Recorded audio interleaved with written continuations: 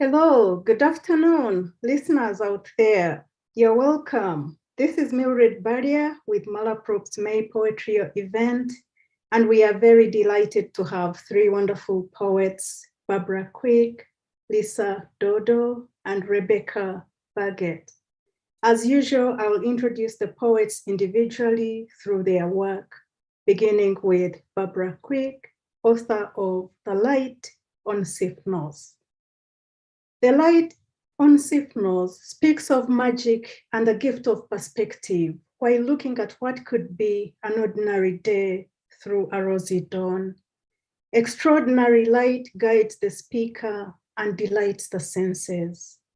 The bread of sustenance the dream delivers is more delicious than any ever tasted, and the love in it fills the hunger. On this island and rocky path, where the only plants that thrive do so in toxic blooms, what stays alive relies on its own strategy. Cicadas, myths, and the poet's glimpses of the future home in gleaming transit through the dark. Barbara, you're welcome. Thank you so much, Mildred. I'm absolutely delighted to be here. So I will start my reading without further ado. The light on Sifnos. How does one describe the light here in this place where the dawn really does have rosy fingers, where the mountains glow at night, their barren slopes a magnet for the radiance of moon and stars, where whitewashed houses on the lowest slopes are strung like chalky pearls around the mountain's throat, and oleander blossoms burn like hot pink coals. The shadows are as deep as wells, the air as clear as something newly born. Even early morning light burns its mark on tender human skin, as if the sun were reaching down to tell us that we're changing as surely as the plants that bloom and fade, each bright blossom's moment giving way to new ones. The ferry comes and goes many times every day, bringing bright new tourists to the island, taking others away. This island was quite haunted, and I wrote a lot of poetry, sometimes as much as 3 poems a day, and I had a lot of very evocative dreams. And this is one of the dream poems. The bread my mother gave me. She apologized that it was probably stale, but how could it not be when handed to me in a dream on a visit from the afterlife? It had honey baked into the middle and was more delicious than any bread I'd ever tasted. I told her how grateful I felt for this sustenance from her, however late it came, for the loving way she looked at me across that distance between life and death, a hand's breadth between us, as I received that holy bread and ate to fill that hungry place inside me.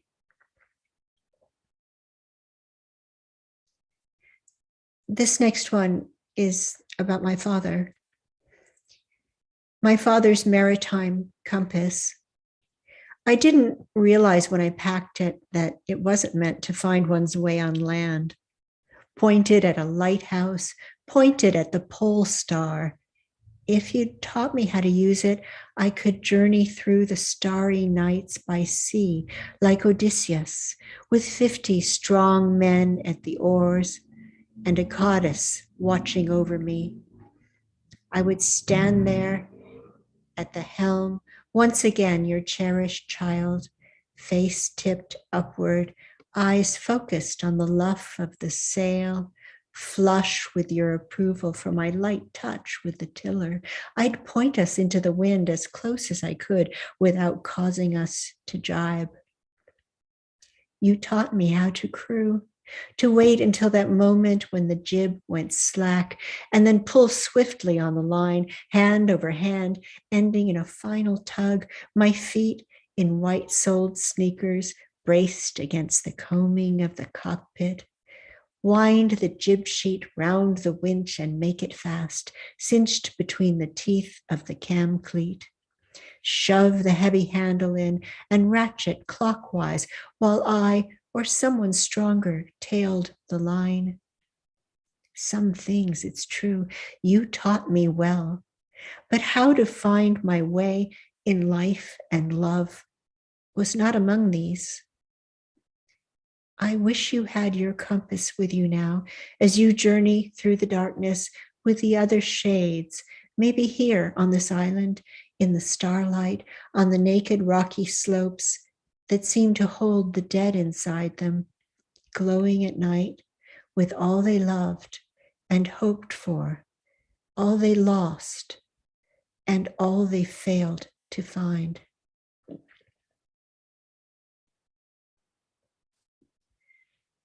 This next one was nominated for a Pushcart Prize, which really pleased me. It's called Christos, who collects the trash. He was one of the people I saw regularly on this island in this little seaside town where we were staying. Slight of build, dark-haired, and always unprotective of his smile. He is the happiest man in Comoros, or maybe anywhere on earth. He knows that what he does is good. The village is a nicer place because of him.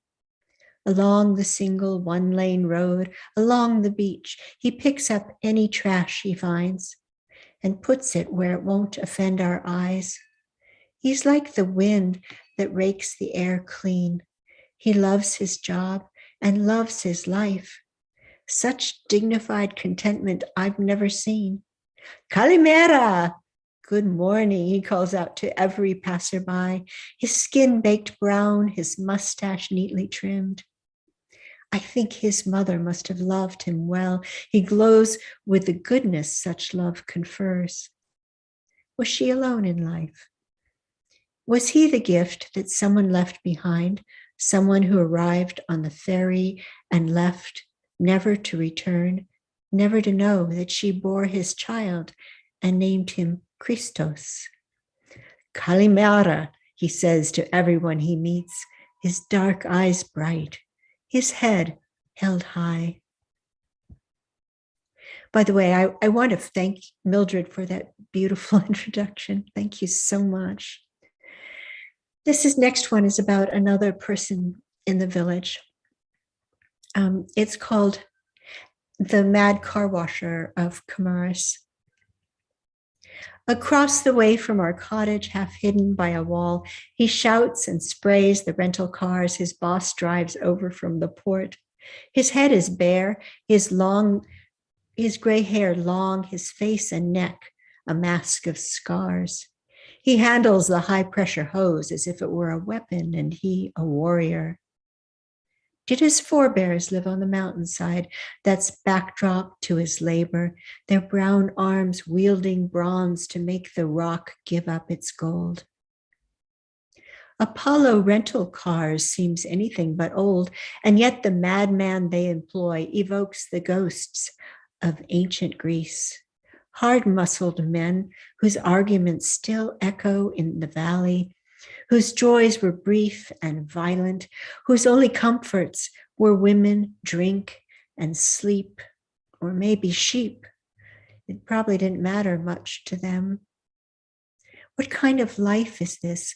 Washing tourists' dusty cars all day, explosively, compulsively, angrily, one at a time. The boss, Apollo, is pale-skinned and tall, his beard as neatly trimmed as that of any immortal god. He drives too fast down our one-lane road. They shout at one another. It sounds as if they'll come to blows. The ferry brings more tourists to the island. Apollo picks them up in bright and shiny cars.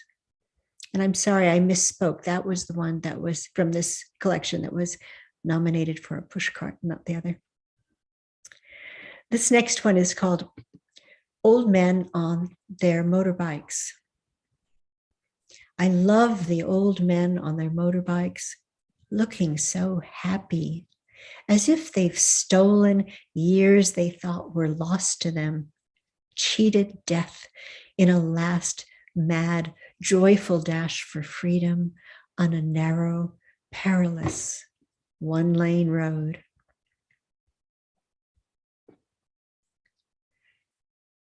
This is called the poem my sister might have written here. So glad to see the moon again this morning above the mountain. She kept watch while I slept, rising full and butter yellow like a loving sister, a nightlight while I slept. I didn't fear the dark when she was there, in loco parentis, standing in for both our parents' love in different ways. My big sister lit the darkness in the room we shared, sang me endless Irish ballads till I fell asleep, transported by those stories from long ago. And then she left when I was 8 years old, left me in darkness on the mountain to find my way by starlight, barefoot on the heartless rocks, without a song or story, with no one there to watch me fall asleep and keep me safe.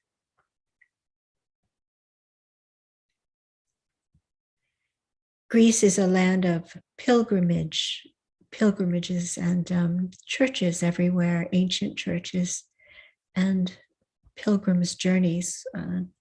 I took one of these while I was on the island of Sifnos. This is called the Pilgrim's Road. Who can guide us on this journey up this rock-strewn mountainside, studded with thistles and thorns? Who will guide us down again on the final leg of our passage in the moonless dark? How will we manage when it's so hard now, both of us still strong enough to walk the pilgrim's road with all the others, young and old, their faces tinged with rosy light? How can we fill our hearts with hope when we harbor no illusions of a light-filled God who will hold us when we stumble through that final backlit passageway, all substance of self dissolving in the ocean of sky? This next one is called Skinny Dipping in Vathi.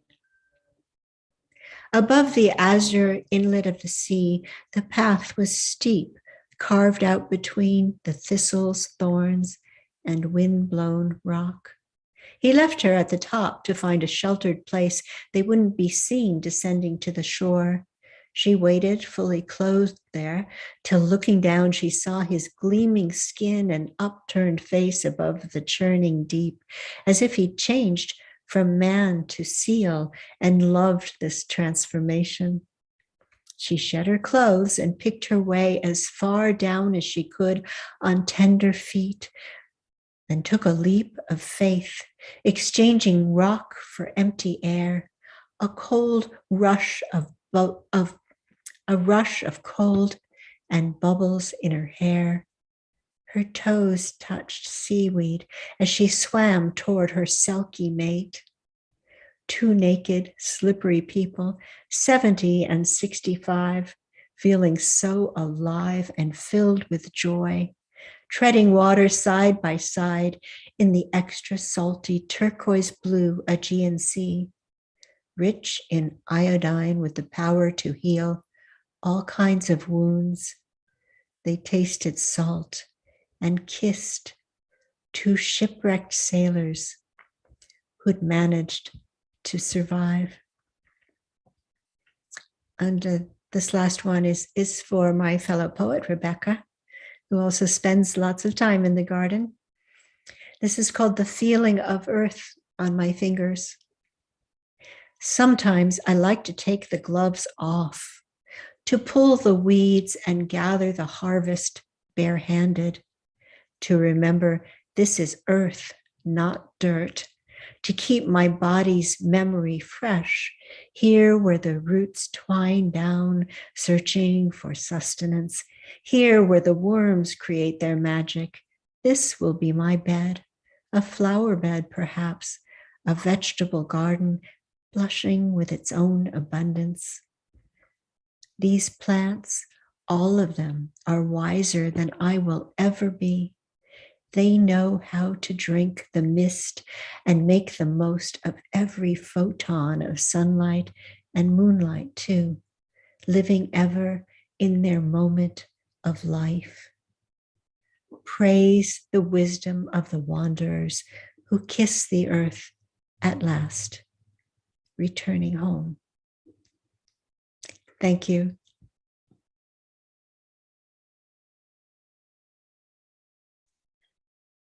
That was wonderful, Barbara. Thank you so much for that. And now I have the pleasure to introduce Lisa Dordal, author of Water Lessons. Water Lessons seeks to clarify what is and what appears to be, what the poet remembers into the future while looking backwards. We learn that when you give something a name, people pay attention. From the liminal spaces of memory and lived experiences, the speaker says anyone can become animal or a flicker of light. In a way, this is a book about animals and light, becoming more or less, and the transformations where the dead aren't really gone, but continue to speak their existence into the places they once occupied, alongside the hard edges of memory. Lisa, you're welcome.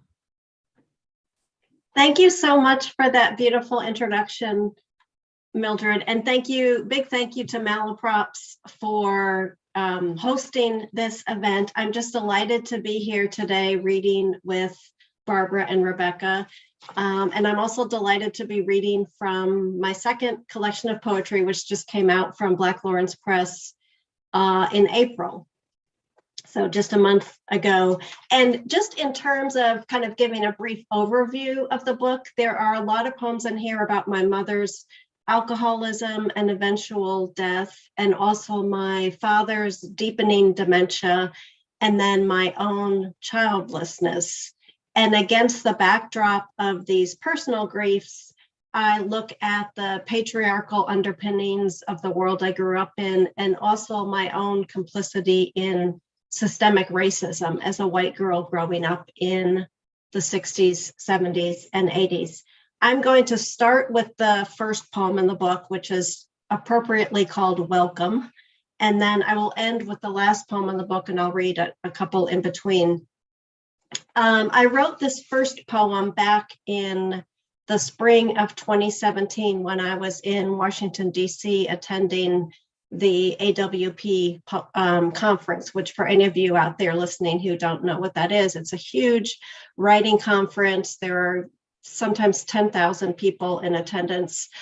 I love the conference, but I also find it pretty overwhelming. So I typically go to as many panels during the day, and then I go back to the hotel room and watch TV. I just sit there and channel surf. And so at this particular hotel, they had one of those welcome channels on the TV. So every time I landed on that channel, I would hear about the amenities of the hotel. And as you will see, I got increasingly freaked out by the woman on the welcome channel. Welcome. Flipping the remote, I keep landing on the hotel's welcome channel. Hello, a woman says. White woman, pretty smile. May I have a minute of your time? Be as alert as you are at home, she says. Pretty woman, concerned for my safety. She keeps walking towards me, there behind everything else, like fear behind the eyes. I keep flipping, taking in the news of the week. People are protesting in the streets. This pussy fights back, no ban, no wall. Never invite strangers into your room. Pretty smile, pretty woman, as pretty as my mother was when she was alive, pretty as she was in my dream. Be alert, the woman says, as alert as you are at home. I never knew on Tuesdays what she'd look like. My mother, who drove to the Del Mar College of Hair Design to get dolled up cheap by a stranger, sometimes large loopy curls, other times tight and small, tucked in like something sleeping.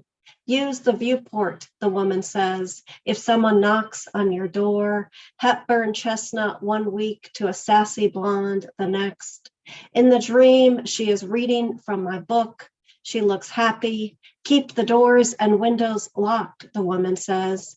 In 5 pages, my mother will be dead. First, the bottles hidden in bookcases throughout the house, then the heart wing, locked, the woman says, at all times. My mother glances up. She is reading in the voice she used for Sounder and the Chronicles of Narnia. She reads as if the woman she is will not die, as if the woman who dies will not be her, as if she is not even there, like when she learned about my attempts. Aspirin, then the knife, my hand like Abraham's over Isaac. Nice story, my mother said. We had learned to slip out of ourselves, to squeeze our consciousness through a hole the size of a dime. We were small inside our bodies. My body is sin, she told me once. Be alert, the woman says, as alert as you are at home. Nice story, she said. And the second poem I'm going to read is called Grief. There will be days when the word mother will burst out of you like the black smoke of a squid, a fire deep inside water. Anyone can become animal or a flicker of light. Remember, infinity means unfinished, and time doesn't move at the same speed for everyone. Remember, mother contains not just the sea, but the darkness of the sea, and there is no such thing as a half-life for grief. Even oceans contain waterfalls, and your mother is inside everything that you write. Sometimes as melody, sometimes as mountain or bone. Every time you hear the word, you become something else. And this next poem is called My Mother is a Peaceful Ghost. In my dreams, my mother keeps walking out of the kitchen singing, "You are my sunshine, my only sunshine." She never sings past the first verse. Last night, I dreamed I was back at the house, every light on when I arrived. My mother, forgetting she was dead, smiled, said she was fine, everything was fine. At family gatherings, weddings, baptisms, my mother would look around sort of stunned and say, "There's so many of you," as if we'd arrived from someplace other than her own body, a country foreign to her. My mother is no longer flesh or breath. She's not a thing anymore. Is she with God? Some days I believe, some days I don't. Centuries ago in a church in Europe, someone carved "God help us" into a pew. Plague years. Sometimes my God is so big, I wonder what's the use. Divinity diluted into nothingness. My mother tried to stop drinking. I stopped, she told me once, like you'd stop a dryer or a washing machine. We were standing in the Blackwater Falls gift shop looking at coffee mugs printed with maps. West Virginia on one side, waterfalls on the other. One mug had a gold star to mark the visitor center. "You are here," it said on a travel mug.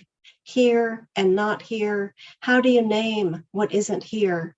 She tried to stop and didn't.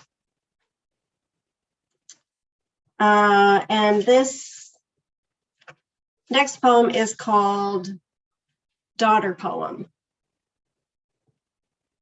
Sometimes I see her pressing her palms against a window pane in a house that is real, the way a house in a dream is real, until you start to describe it and all you can say is, it was this house, only it wasn't.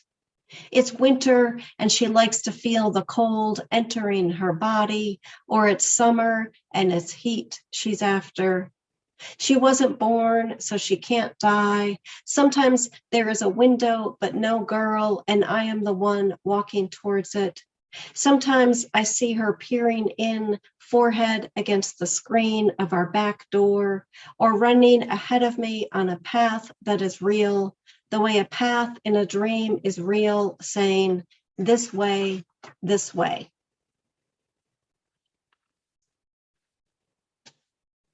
So I have 3 more poems to read. This one is called The Last Time, and it's back to my mother. I have a little bit of an obsession with my mother. The last time.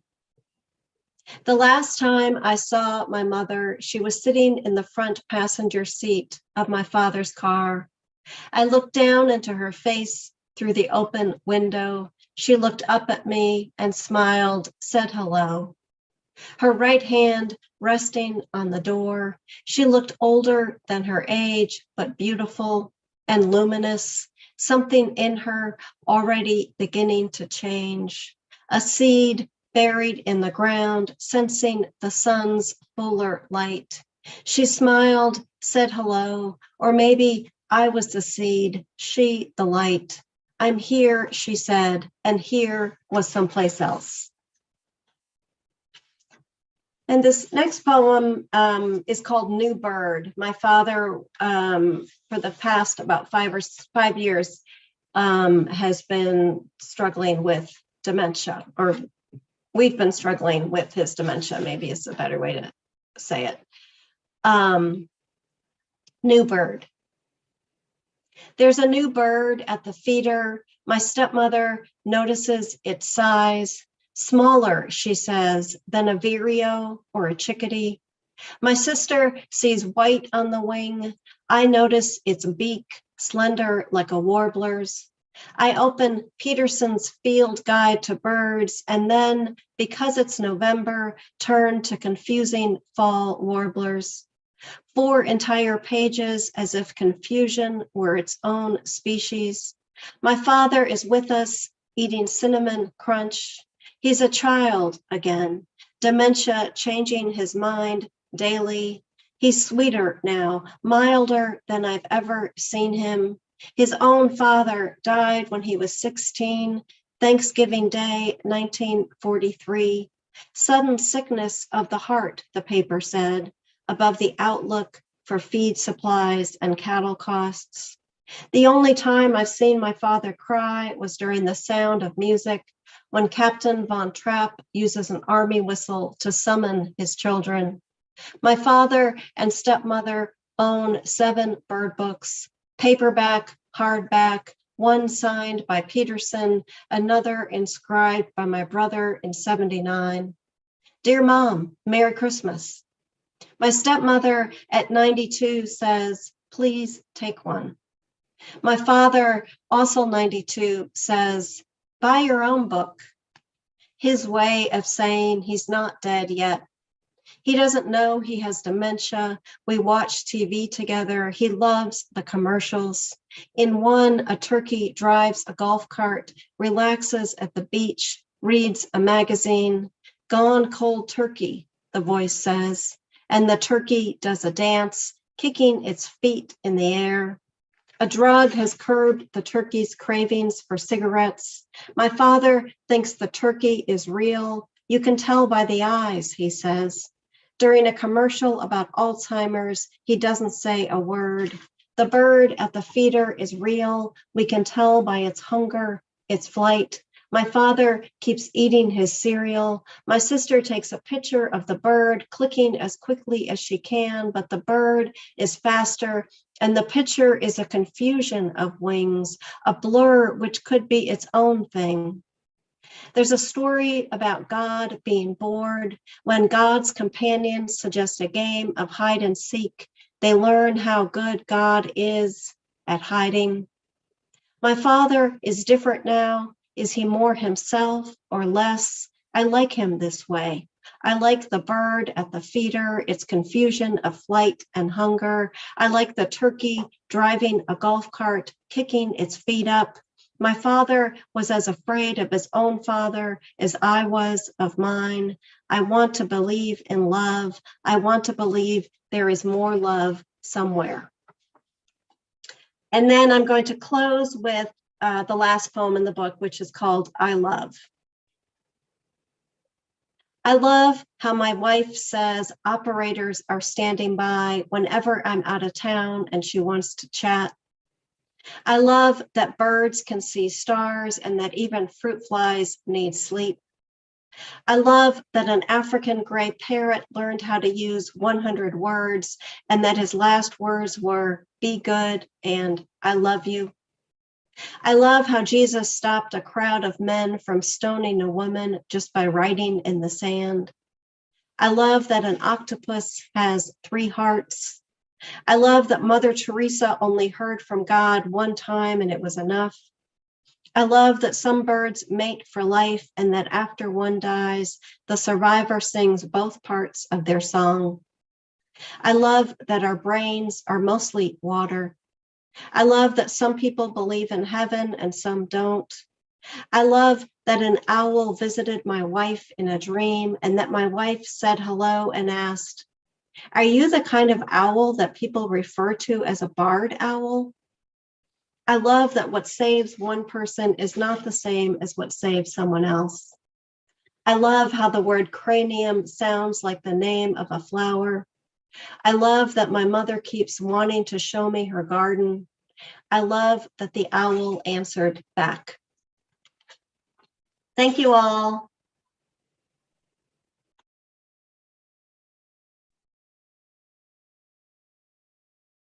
Thank you so much, Lisa. That was wonderful. And now I have the pleasure of introducing our last poet today, Rebecca Baggett, the author of The Woman Who Lives Without Money. The woman who lives without money assures us that the world is still beautiful and abundant in grace.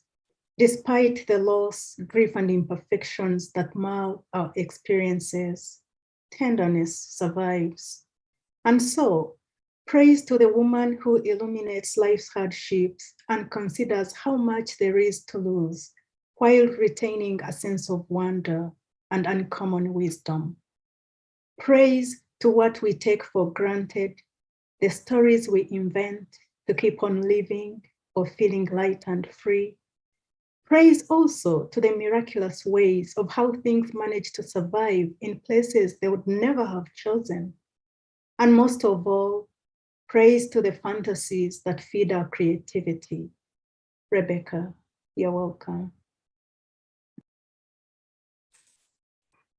Mildred, thank you so much. That was lovely.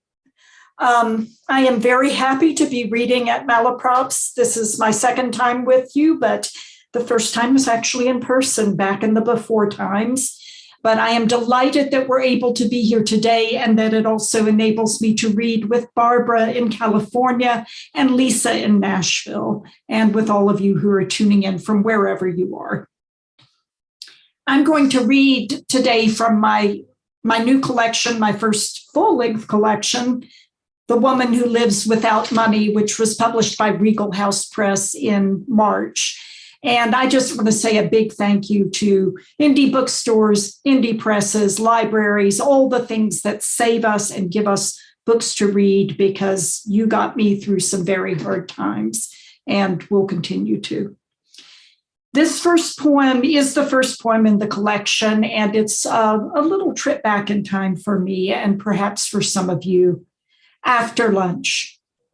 They are dead now, those women who in their middle or older years read to us after lunch from Mr. Popper's Penguins, The Wizard of Oz, The Yearling, their voices rising and falling while we rested, heads lowered onto arms folded on top of our desks, sunlight flickering through the scrim of our half-closed lashes. The teachers are dead, and so are some of the children, And so are those classrooms with their blackboards and their lazy golden air with its haze of chalk dust, the wooden desks with their nicks and gouges, their inked initials, and the peaceful half hour after lunch when we bowed our heads on our arms and pretended to sleep, straining to hear the twigs snap, the fawn draw near. I often say that if you ever want to hear the story of the worst possible way to move children from their lifelong home to another place, just talk to me. It happened to me and my sisters. And there are a few poems about that in this collection, but this one is a little bit of a foreshadowing of that occurrence. Tree, salt, sea. A little girl balances on a knot in the branch of a tree that grows amazingly in the sand where the beach begins. She grips the branch above her with one hand, shields her eyes with the other. The horizon glitters, far off, sharp, knife bright. Salt coats her lips, sand grinds between her small white teeth. She wears gaudy flowered slacks, pink cat's eye glasses that slide down her nose. She pushes them back with one finger, impatiently. She is small for her age, intense and very plain. She wants to know everything, and there are so many things already she doesn't know. The name of the twisted tree on which she stands, how things manage to survive in places they'd never have chosen.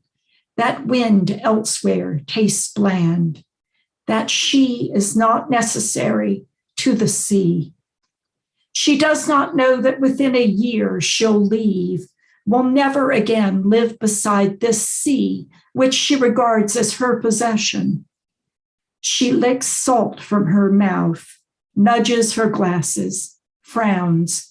All her life, she will miss that taste. She wishes someone would tell her about the tree.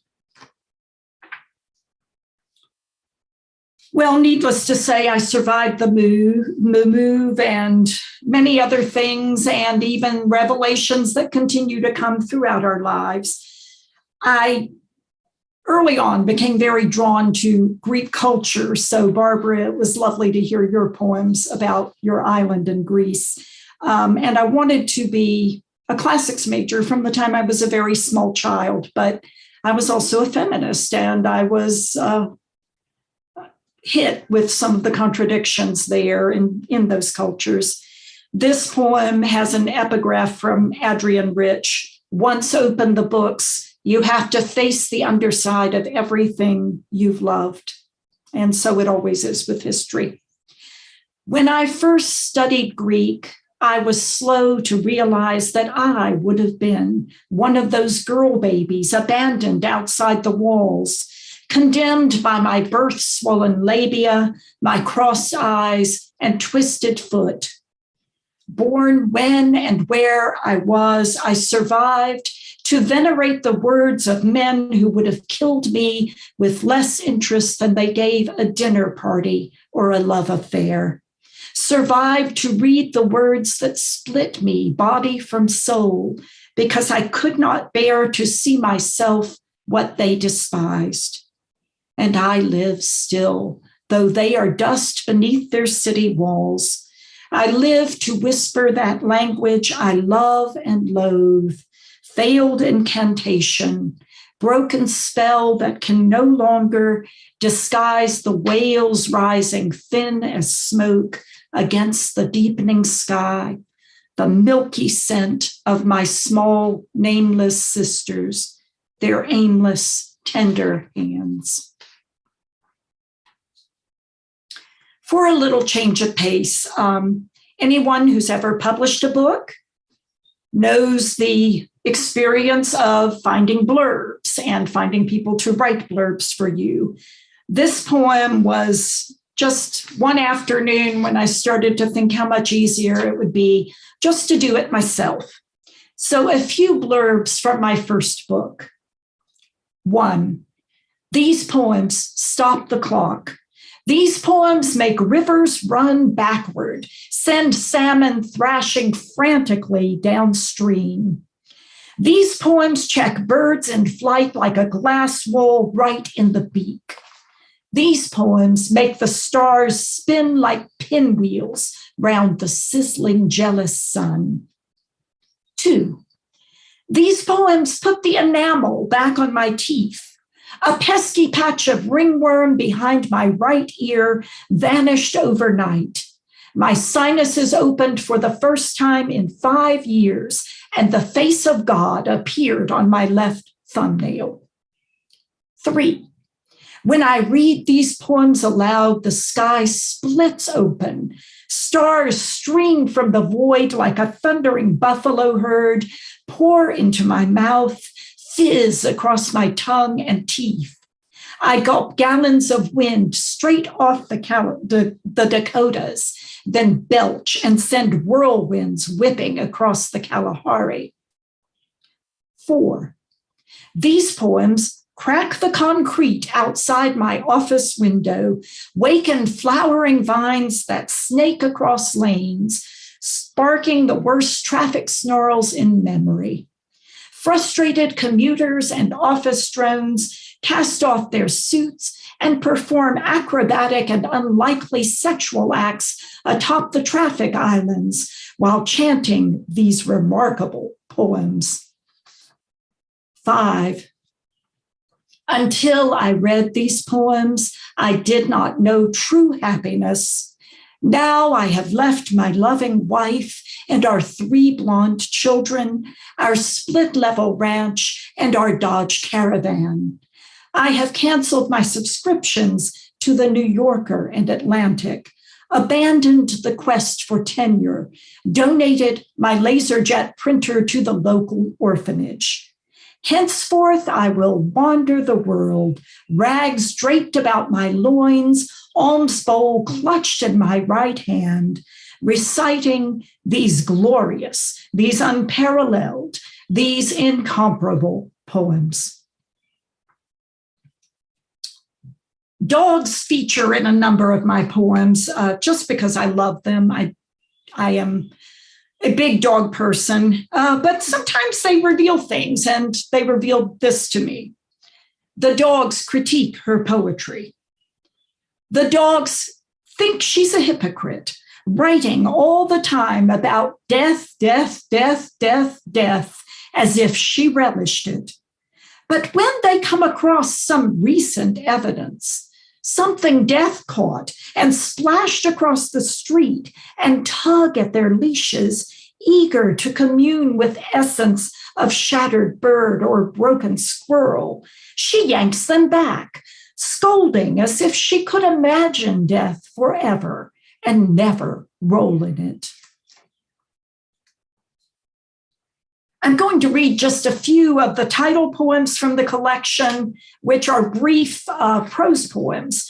When I began these Women Who Lives Without Money poems, I thought there would be a lot of them. I imagined a chapbook's worth or even a full-length collection, but I am no one who can write to a theme. I have had that confirmed again and again, because every time I have that thought and think, oh, I'll have a series, I don't. They go away, they leave me, they say goodbye.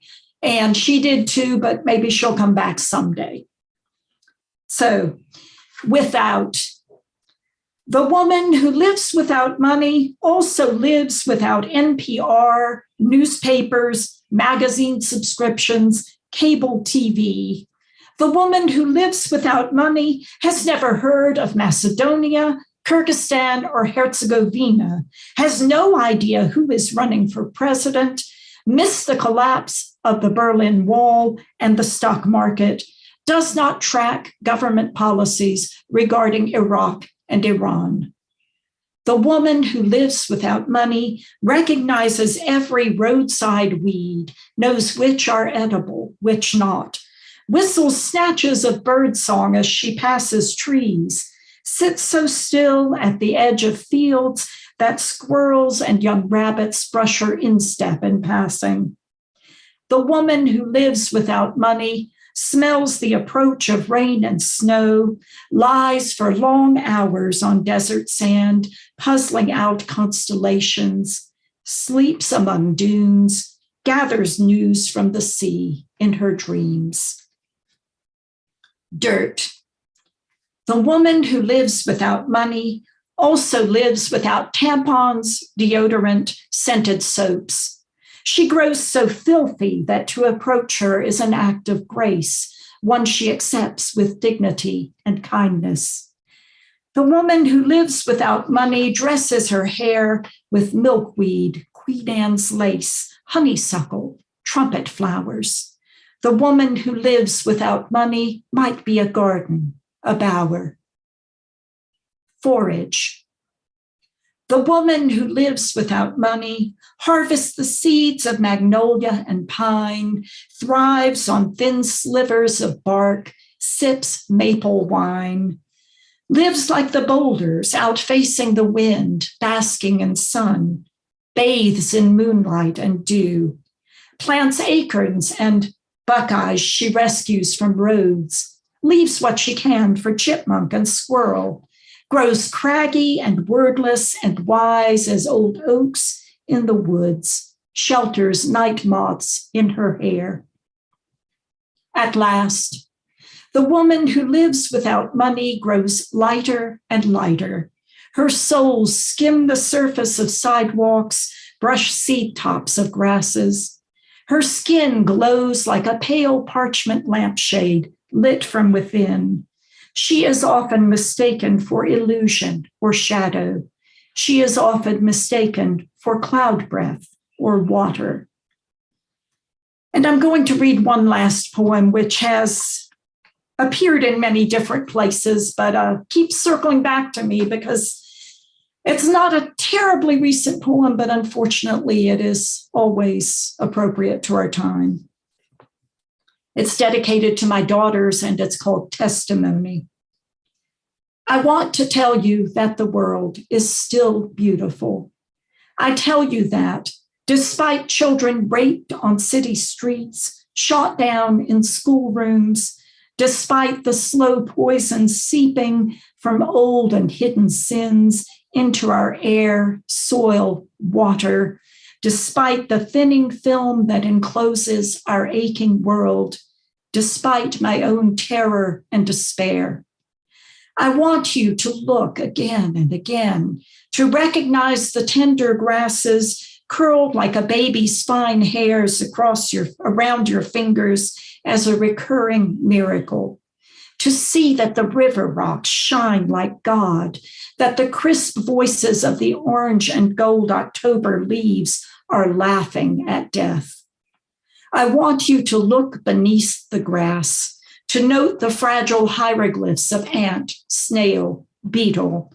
I want you to understand that you are no more and no less necessary than the brown recluse, the ruby-throated hummingbird, the humpback whale, the profligate mimosa. I want to say, like Neruda, that I am waiting for a great and common tenderness, that I still believe we are capable of attention, that anyone who notices the world must want to save it. Thank you so much.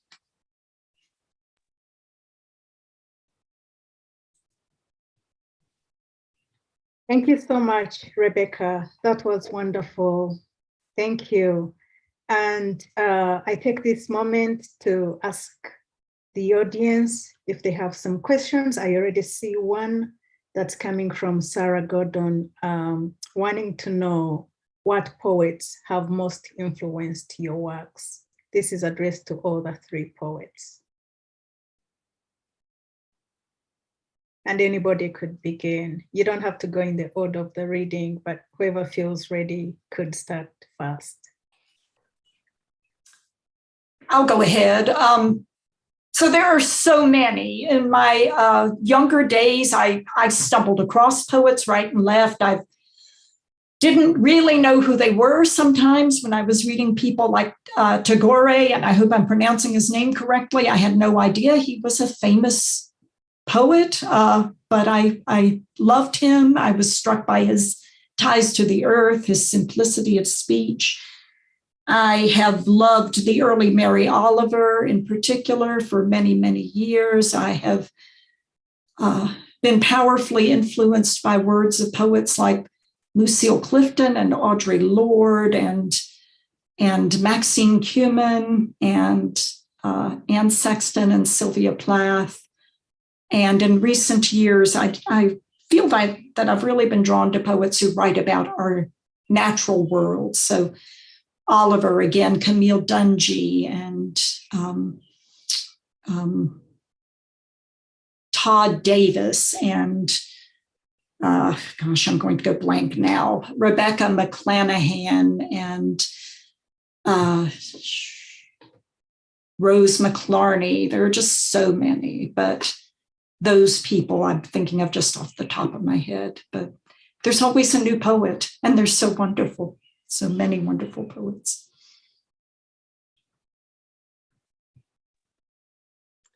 Well, I would say that the first poet who really kind of gave me permission to write, I didn't really know I needed permission, but I kind of, when I started reading Jane Kenyon, it just opened up something inside of me, and I realized, because it took me a long time to realize I was a poet for a variety of reasons. And reading Jane Kenyon was just completely transformative, and I still return to her sometimes. The other poet who similarly kind of just opened up something inside of me is Marie Howe, What the Living Do. And that's a book that I teach in my intro to poetry class.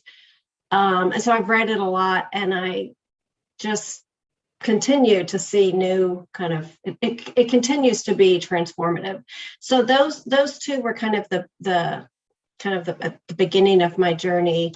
In terms of other poets, Sharon Olds, Mark Doty, Natasha Trethewey, Ellen Bass, Lee Young Lee. So yeah, but the Jane Kenyon was the initial kind of gateway poet, and also Marie Howe.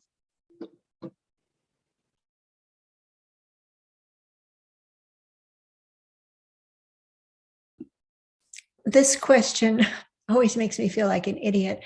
I second all those poets that were just named by my colleagues here. All of them were inspired, have been inspiring to me over the years. And but I've got to say that I first started writing poetry when I was 9 years old, and I wasn't influenced by anybody. I was just, poetry came as a door I could open and dive through to get out of the pain that I grew up with in my childhood. So I don't know what to say. I mean, I'm influenced by all the beautiful, emotionally true writing that I read anywhere, whether it's poetry or fiction. And so every day it seems I'm reading some poet who is influencing me, opening my eyes to something new, and letting me hear the world in a new way. So that's the best answer I can give. I'm sorry. Thank you. And speaking of other genres, what does poetry do for you? And again, this question goes to everybody. Why poetry?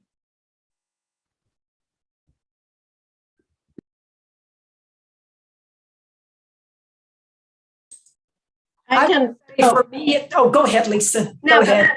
Okay. I was just going to say, and this kind of what Barbara just said really resonates with me. I started writing poetry mostly in high school as a way to deal with the pain I was experiencing then. High school, college, a little bit after college.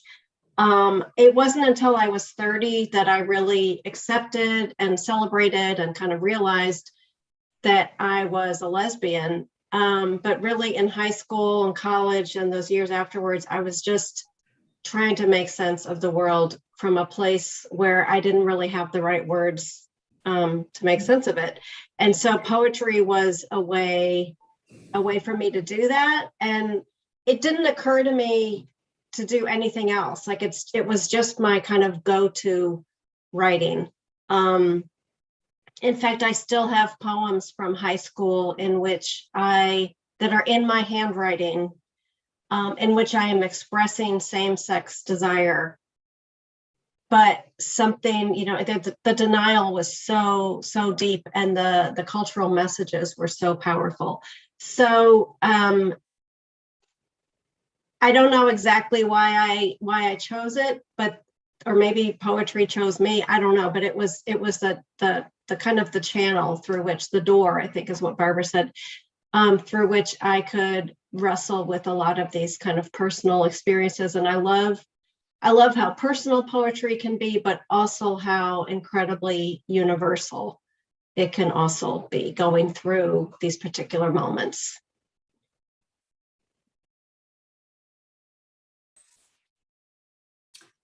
I also started writing when I was very, very young, and had some challenging family experiences along the way. So I think for me, language was how I made sense of the world. I certainly spent a great deal of time in my own head, and I was utterly fascinated by words and language and the different ways people speak. And the realization that there were different languages was just miraculous to me. It was like opening a new, like going into Narnia, just to realize people didn't all speak the way I spoke, and that things could be said in other languages that can't be said in ours. And so for me, that playing with language has always been something that has lent itself to poetry. I have written and published some short stories long ago, and I have the de rigueur failed novel. I might still have some pages of that in the closet, but I kept coming back to poetry because it's what I could do, and because it is what spoke most passionately to me, and how I can take whatever gift I have for communicating with other humans into the world. So.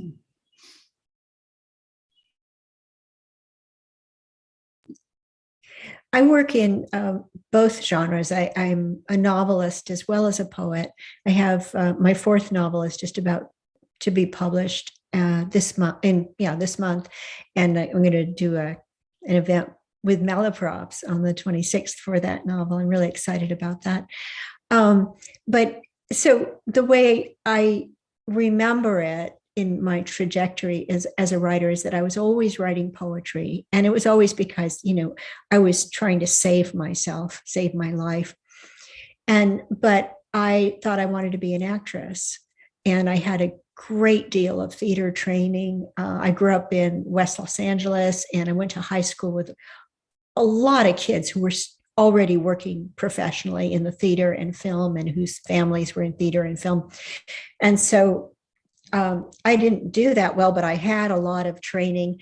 And I made the sad decision when I was 17 that I realized I wasn't going to make it as, on the stage or in film. And so I thought, well, what else can I do? Well, I've always written. And I longed for that escape from myself that theater gave, playing other roles. And I lit on fiction, how wonderful that you get to inhabit the brains of these other people. You get out of your own brain and body into other worlds. So that has continued to be, part of my healing journey is writing fiction. And also it's part of my greed for life. I get to live so many different lives through my novels.